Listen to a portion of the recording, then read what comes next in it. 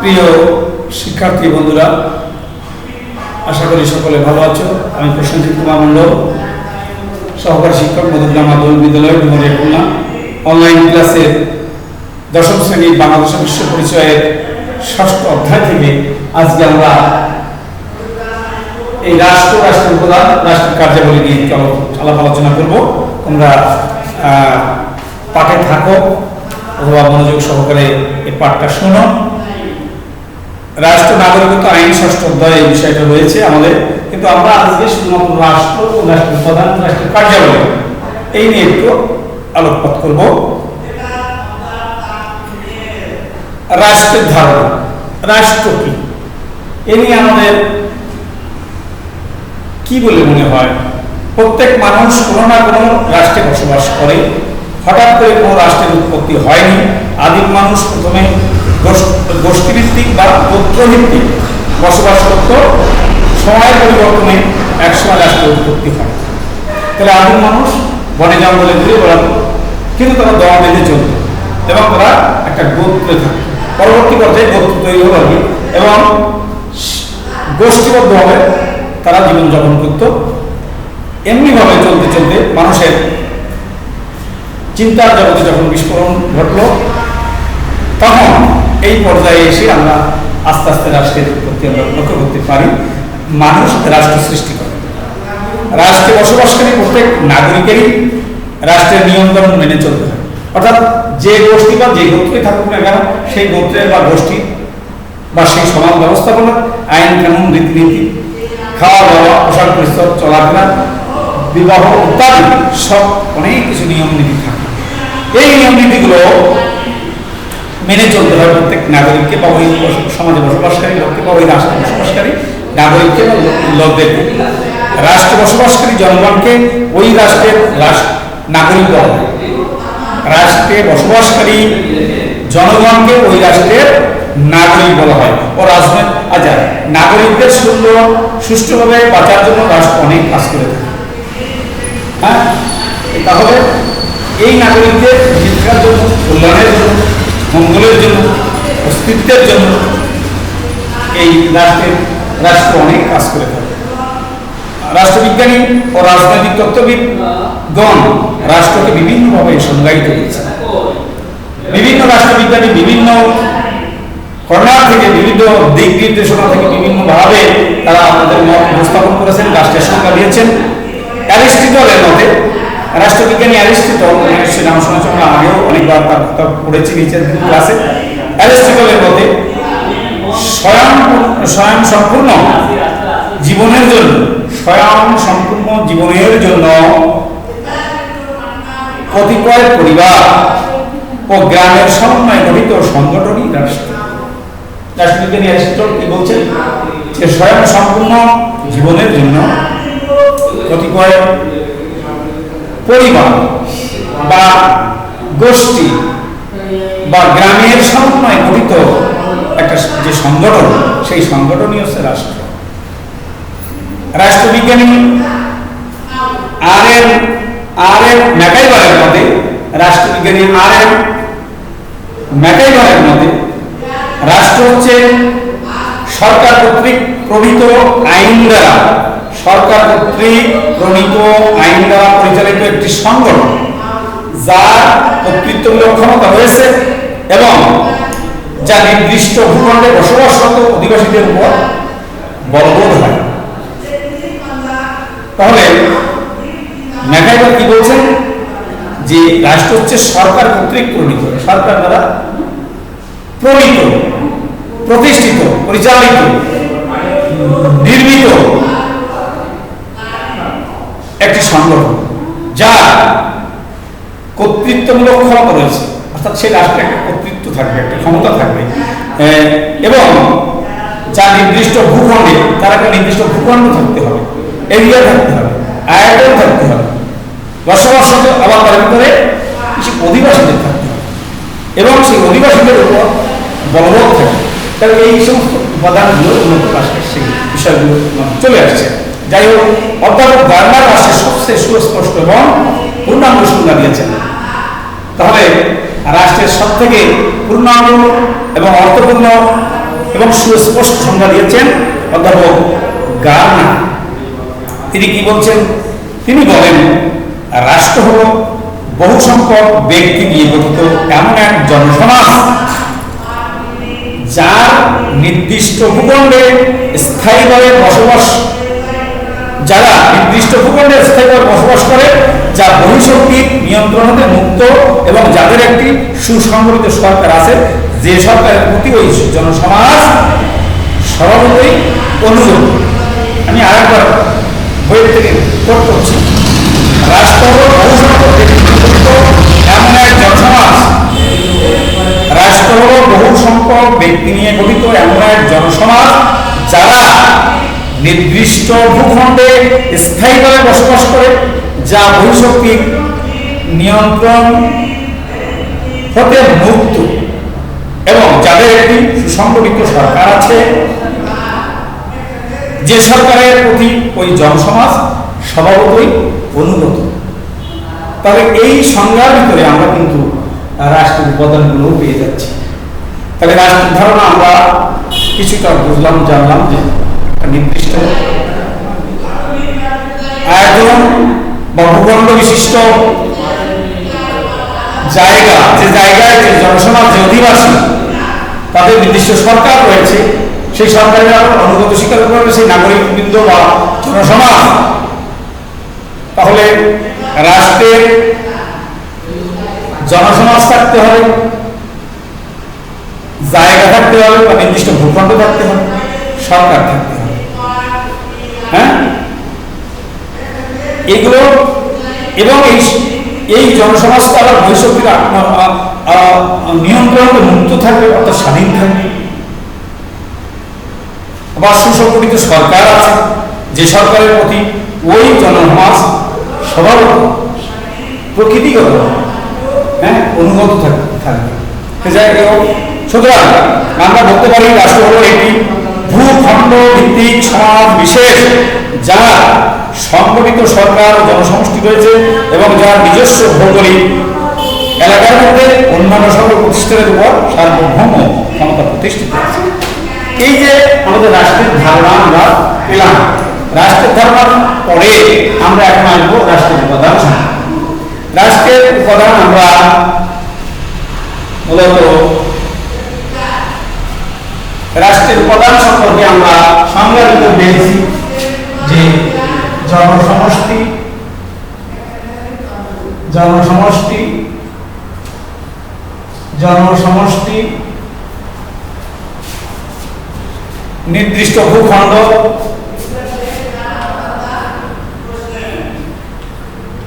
নির্দিষ্ট ভূখণ্ড,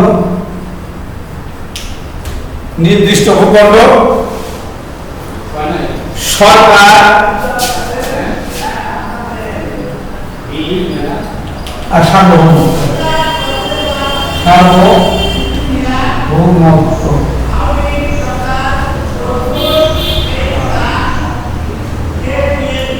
তাহলে একটা রাষ্ট্র হতে গেলে জনসমষ্টি লাগবে, নির্দিষ্ট ভূখণ্ড লাগবে, সরকার লাগবে, এই জনসমষ্টিটা কি? এই জনসমষ্টি নিশ্চয়ই কথা বলতে জনসমাজ বা জনগোষ্ঠী। কেমন? রাষ্ট্রের প্রাথমিক উপাদান হচ্ছে জনসমষ্টি। জনসমষ্টি বলতে রাজনৈতিকভাবে সংগঠিত জনগণকে বোঝায়। রাজনৈতিকভাবে সংগঠিত জনসমাজকে বোঝায়। রাষ্ট্র গঠনের জন্য জনসমষ্টি একান্ত অপরিহার্য। জনসমষ্টির ঐক্যবদ্ধ হওয়ার ইচ্ছা এবং পারস্পরিক সম্পর্ক হতে রাষ্ট্রের উদ্ভব হয়েছে।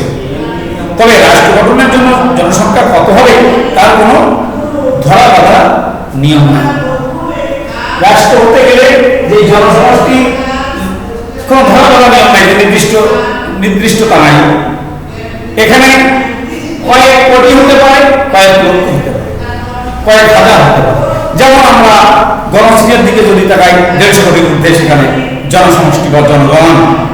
আবার আমাদের পার্শ্ববর্তী রাষ্ট্র ভারতের দিকে যদি তাকাই, সেখানে যাবে 130 কোটির মধ্যে প্রায় জনসমষ্টি। অথচ আমাদের বাংলাদেশের 17 কোটি। আবার পৃথিবীতে কোনো কোনো রাষ্ট্র আছে যেমন সান মারিনো, এখানে জনসংখ্যা 33,225 কোটি। 33,225, 33,225। আবার মোনাকো নাম করে একটি ক্ষুদ্র রাষ্ট্র আছে যার জনসংখ্যা 38,000। আবার ভ্যাটিকান সিটি একটা রাষ্ট্র, সেখানেও জনসংখ্যা কয়েক হাজার। মাত্র এমনি ভাবে কোন কোন রাষ্ট্রে কোটি কোটি জনসংখ্যা, আবার কোন কোন রাষ্ট্রে হাজার, কয়েক হাজার।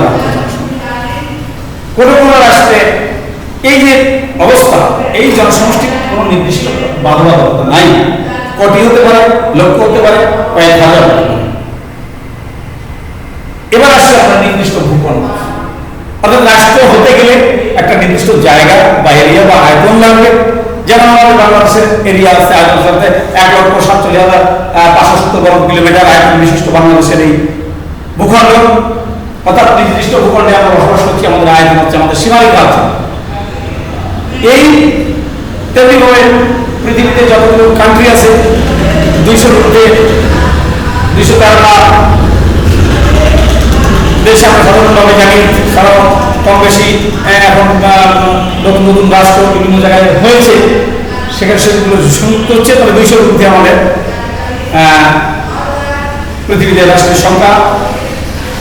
এই ক্ষেত্রে সব রাষ্ট্রের সমানভাবে আয়তন নেই। আমাদের বাংলাদেশ যেমন ছোট রাষ্ট্র, সান মারিনো ছোট রাষ্ট্র, তারপরে মোনাকো ছোট রাষ্ট্র, এরকম ক্ষুদ্র ক্ষুদ্র যে রাষ্ট্র, তার আয়তন ক্ষুদ্র, কিন্তু বৃহত্তর জনগণ ছিল কানাডা, ব্রাজিল, ভারত, এই সমস্ত রাষ্ট্রগুলো অনেক বড়, অনেক এরিয়া, অনেক আয়তন এদের। তবে এই নির্দিষ্ট ভূখণ্ড বলতে একটা বাধ্যবাধকতা আছে যে এতটুকু জায়গার ভিতরে এই রাষ্ট্র, সেখানে প্রত্যেক রাষ্ট্রই একটি নির্দিষ্ট ভৌগোলিক সীমারেখা দ্বারা পরিবেষ্টিত। প্রত্যেকটা রাষ্ট্র একটি নির্দিষ্ট ভৌগোলিক সীমারেখা দ্বারা পরিবেষ্টিত। ভূখণ্ড বলতে স্থলভাগ, সমুদ্র সীমা, আকাশ সীমা বোঝায়। হ্যাঁ, স্থলভাগ জলভাগ বা সমুদ্র সীমা এবং আকাশ সীমা, এগুলো বোঝায়। রাষ্ট্রের জনগণের বসবাসের জন্য নির্দিষ্ট ভূখণ্ডের উপর নিয়ন্ত্রণ অত্যন্ত আবশ্যক। জনসমষ্টি ঐক্যবদ্ধ হয়ে জাতীয়তাবাদী আন্দোলন, সংগ্রাম ও যুদ্ধের মাধ্যমে অথবা সাংবিধানিকভাবে নির্দিষ্ট ভূখণ্ডের উপর নিয়ন্ত্রণ প্রতিষ্ঠা করে। একটি রাষ্ট্রই ভূখণ্ডের সীমানা কেন্দ্রিক নিরাপত্তা বেষ্টনী গড়ে তোলে। ভূখণ্ড বড় বা ছোট হতে পারে, যেমন রাশিয়ার আয়তন অনেক বড়, আর ছোট আয়তনের রাষ্ট্র হল দারুসালাম, সুইজারল্যান্ড, ব্রুনাই ইত্যাদি। এই রাশিয়ার কথা যখন আসলো তখন আমরা বলতে পারি একসময় সোভিয়েত ইউনিয়ন বলে একটা রাষ্ট্র ছিল, অনেক বড় এরিয়া ছিল। এই সোভিয়েত ইউনিয়ন পরবর্তী পর্যায়ে তাদের অভ্যন্তরীণ দ্বন্দ্ব হওয়াতে বারবার করা হয়েছে এবং সেখানে ক্ষুদ্র ক্ষুদ্র রাষ্ট্র অনেকগুলো হয়েছে। তারপরেও রাশিয়ার আয়তন অনেক বড় হচ্ছে, যদিও অনেকগুলো রাষ্ট্র, 13টি রাষ্ট্রের উদ্ভব হয়েছে রাশিয়ার সোভিয়েত ইউনিয়ন থেকে। সেই ক্ষেত্রে আরো নতুন নতুন রাষ্ট্রের উদ্ভব হয়েছে। সেক্ষেত্রে মূল সোভিয়েত ইউনিয়ন যখন ছিল তখন আয়তন আরো বেশি ছিল, আর পরবর্তী পর্যায়ে সোভিয়েত ইউনিয়ন ভেঙে যাওয়ার পরে রাশিয়ার আয়তন তার থেকে ছোট হয়েছে, তারপরেও অনেক রাষ্ট্রের থেকে বড় হয়েছে। যুদ্ধের মাধ্যমে বাংলাদেশ ভূখণ্ডটি 1971 সালে মহান স্বাধীনতা যুদ্ধের মাধ্যমে বাংলাদেশ ভূখণ্ডটি পৃথিবীর মানচিত্রে সার্বভৌমস্বাধীন রাষ্ট্র হিসাবে স্থান পায়। অনেক সময় রাষ্ট্রের নির্দিষ্ট ভূখণ্ড বেশ কয়েকটি দ্বীপের সমষ্টি হতে পারে, যেমন জাপান, মালয়েশিয়া, ইন্দোনেশিয়া প্রভৃতি। অর্থাৎ কয়েকটি দ্বীপের সমন্বয়েও রাষ্ট্র হতে পারে, এই নির্দিষ্ট ভূখণ্ড হতে পারে। যেমন জাপান অনেকগুলো দ্বীপ নিয়ে জাপান রাষ্ট্রটি, মালয়েশিয়া কয়েকটি দ্বীপের সমন্বয়ে মালয়েশিয়া, তেমনি ইন্দোনেশিয়াও এই দ্বীপ রাষ্ট্র। আবার সরাসরি একটি দ্বীপে একটি রাষ্ট্র, যেমন শ্রীলঙ্কা, সেখানে শ্রীলঙ্কা একটি রাষ্ট্র কিন্তু সমুদ্রের ভিতরে। আবার নিউজিল্যান্ড একটি দেশ, সে দেশটাও সমুদ্রের মধ্যে, হ্যাঁ, দ্বীপ রাষ্ট্র। এভাবে রাষ্ট্র তার নির্দিষ্ট ভূখণ্ড নিয়ে গড়ে উঠতে পারে। তবে নির্দিষ্ট ভূখণ্ড সম্পর্কে আমরা একটুখানি ধারণা নিলাম। এবার সরকার, রাষ্ট্রের অপরিহার্য তৃতীয় উপাদানটি হলো সরকার। অপরিহার্য মানে অবশ্যই প্রয়োজন, যেটা সেটা হচ্ছে সরকার। সরকার ছাড়া একটা রাষ্ট্র গঠিত হতে পারে না বা সে রাষ্ট্র টিকে থাকতে পারে না। সরকার গঠনের মাধ্যমে নির্দিষ্ট ভূখণ্ডের উপর কর্তৃত্ব প্রতিষ্ঠিত হয়। সরকার গঠনের উপর রাষ্ট্রের কর্তৃত্ব, রাষ্ট্র পরিচালনার সমস্ত দায় দায়িত্ব প্রতিষ্ঠিত হয়। এর মাধ্যমে রাষ্ট্র গঠন আবশ্যিকভাবে সম্পন্ন হয়। রাষ্ট্র পরিচালনার জন্য তিনটি বিভাগ থাকে: আইন বিভাগ, শাসন বিভাগ এবং বিচার বিভাগ। আমরা এটা গেল একটা ক্লাসে শাসন বিভাগ, আইন বিভাগ, বিচার বিভাগ সম্পর্কে পড়েছিলাম। তাহলে রাষ্ট্র পরিচালনার জন্য আমাদের এই সমস্ত বিভাগগুলো লাগে। যাই হোক, কিন্তু এই বিভাগগুলো পরিচালনা করতে গেলে এই বিভাগগুলো মূল দায়িত্বে থাকে সরকার। এর তিন বিভাগের সমন্বয়ে সরকার গঠিত হয়। গণতান্ত্রিক ব্যবস্থায় সাধারণত নির্বাচনের মাধ্যমে জনগণ তাদের সরকার গঠন করে। গণতান্ত্রিক প্রক্রিয়ায়, গণতান্ত্রিক ব্যবস্থাপনায় নির্বাচনের মাধ্যমে অর্থাৎ প্রত্যক্ষ ভোটের মাধ্যমে, রায়ের মাধ্যমে জনগণ এই সরকার গঠন করে, আর সেই সরকার রাষ্ট্রকে পরিচালনা করে। সরকার পদ্ধতি বিভিন্ন রাষ্ট্রে বিভিন্ন হতে পারে। এই সরকার কোনভাবে পরিচালিত হবে, কিভাবে হবে, কোন পরিষদ সাহিত্য সরকার হবে, রাষ্ট্রপতি সাহিত্য সরকার হবে না মন্ত্রী পরিষদ সাহিত্য সরকার হবে, এটা সেই রাষ্ট্রের জনগণের মানে বিভিন্ন রাষ্ট্র বিভিন্ন রকম হতে পারে। সরকার বলতে ব্যাপক অর্থে শাসক গোষ্ঠী সকলকে বোঝায়, যারা প্রত্যক্ষ এবং পরোক্ষভাবে রাষ্ট্রীয় ক্ষমতা পরিচালনায় অংশগ্রহণ করে। অর্থাৎ রাষ্ট্রের ক্ষমতা সরকার কর্তৃক পরিচালিত হয়। অর্থাৎ কানাডার মতে রাষ্ট্র যদি হয় জীবনের, তবে সরকার হলো এর মস্তিষ্ক জীবদেহ। আমি আবার বলছি, অধ্যাপক কানাডার মতে রাষ্ট্র যদি হয় জীবদেহ, রাষ্ট্রকে জীবদেহের সাথে যদি তুলনা করা হয় তাহলে সরকার হলো তার মস্তিষ্ক শক্তি। হ্যাঁ, একটা অর্থাৎ সরকারের উপরে একটা রাষ্ট্র টিকে থাকে। সরকারের দায় দায়িত্ব কর্তৃত্বের উপরে একটা রাষ্ট্র সঠিকভাবে টিকে থাকে। এবার আসি আমরা সার্বভৌমত্ব। রাষ্ট্র গঠনের মুখ্য উপাদান সার্বভৌমত্ব বা সার্বভৌমিকতা। সার্বভৌম শব্দ দ্বারা চরম ও চূড়ান্ত ক্ষমতাকে বোঝায়। সার্বভৌমত্ব প্রতিষ্ঠার মাধ্যমে রাষ্ট্রের গঠন পূর্ণতা পায়। এই ক্ষমতা রাষ্ট্রকে অন্যান্য সংস্থা থেকে পৃথক করে। সার্বভৌমত্ব হচ্ছে রাষ্ট্রের ওই বৈশিষ্ট্য যার ফলে নিজের ইচ্ছা ছাড়া অন্য কোনো প্রকার ইচ্ছার দ্বারা রাষ্ট্র আইনসঙ্গতভাবে আবদ্ধ নয়। প্রত্যেক সমাজ ব্যবস্থা চূড়ান্ত ক্ষমতা কার্যকর করার জন্য একটি মাত্র কেন্দ্রীয় কর্তৃপক্ষ থাকবে, আর এই ক্ষমতা হল সার্বভৌমত্ব। অর্থাৎ রাষ্ট্র পরিচালনার জন্য এই সার্বভৌমত্ব ক্ষমতা একটি মাত্র, অর্থাৎ যে দেশের যে আইন সেই আইনটা সকলের জন্য একই হতে হবে, নিয়ম কানুন একই হতে হবে, এবং এই ক্ষমতায় একটি মাত্র কেন্দ্রীয় কর্তৃপক্ষ থাকবে। অর্থাৎ রাষ্ট্র পরিচালনা কেন্দ্রীয় কর্তৃপক্ষ কেন্দ্র একটাই থাকবে, যে কেন্দ্রের দ্বারা সর্বময় ক্ষমতার অধিকারী রাষ্ট্র পরিচালিত হবে, প্রতিষ্ঠিত হবে, প্রণীত হবে বিভিন্ন আইন কানুন ইত্যাদি। আজকে সার্বভৌমের আদর্শ হলো আইন। সার্বভৌমের আদর্শ বা আইন মানতে সকলেই বাধ্য।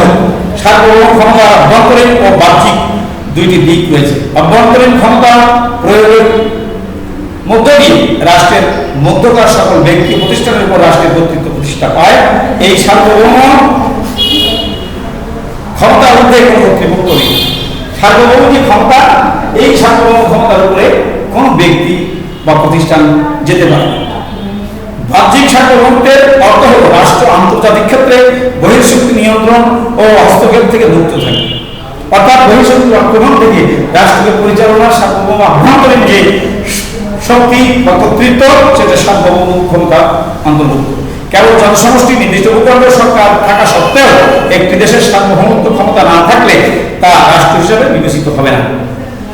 একটা দেশের এই তিনটি উপাদান থাকলো কিন্তু সার্বভৌমত্ব থাকলো না, তাহলে সেই রাষ্ট্র কর্তৃত্ব থাকবে না এবং রাষ্ট্র হিসেবে বিবেচিত হবে না এবং রাষ্ট্র ধ্বংস হবে। যতদিন রাষ্ট্রের স্থায়িত্ব বিদ্যমান ততদিন সার্বভৌমত্বের স্থায়িত্ব থাকবে। সরকারের পরিবর্তন সার্বভৌমত্বের স্থায়িত্বকে নষ্ট করে না। সুতরাং জনসমষ্টি, নির্দিষ্ট ভূখণ্ড, সরকার এবং সার্বভৌমত্ব এই চারটি উপাদান নিয়ে রাষ্ট্র গঠিত হয়। এর যে কোনো একটি উপাদান না হলে রাষ্ট্র গঠিত হতে পারে না। অর্থাৎ এই চারটি উপাদানই সরকার রাষ্ট্র গঠন, রাষ্ট্রের একান্ত অপরিহার্য। রাষ্ট্র গঠনের জন্য এই চারটি উপাদানের একটি, অর্থাৎ মানুষের একটি অঙ্গ যদি হানি হয়ে যায় তাহলে সেই মানুষটাকে যেমন পূর্ণাঙ্গ মানুষ বলা যায় না, তেমনি রাষ্ট্রের এই চারটি উপাদান থেকে যে কোনো একটি উপাদান যদি ছেটে ফেলে দেওয়া হয় তাহলে সেই রাষ্ট্র হিসাবে পরিগণিত হবে না। এইটা হচ্ছে আমাদের এই রাষ্ট্রের চারটি উপাদানের সম্পর্কে আমরা একটু আলোচনা করলাম। এখন রাষ্ট্রের কার্যাবলী তো অনেক বড়, যাই হোক আমরা আগামীতে, আজকে আমাদের হাতে আর সময় নাই, এই রাষ্ট্রের কার্যাবলী আমরা পরবর্তী পর্যায়ে আলাপ আলোচনা করব। আমি একটি প্রশ্ন দেওয়ার চেষ্টা করছি, তোমরা প্রশ্নটি লিখে নাও যে রাষ্ট্রের প্রশ্ন, রাষ্ট্রের উপাদান কয়টি ও কি কি? এই সঙ্গে আরেকটি দেব, তুমি কি মনে করো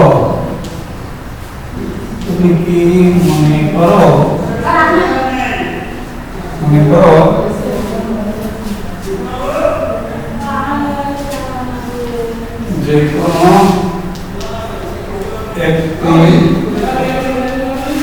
উপাদান না থাকলে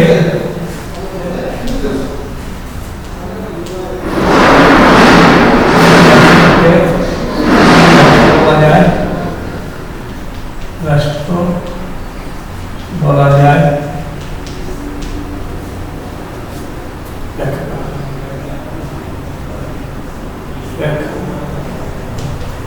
এই প্রশ্নটা আমাদের রইল, তোমরা বাড়িতে প্র্যাকটিস করো।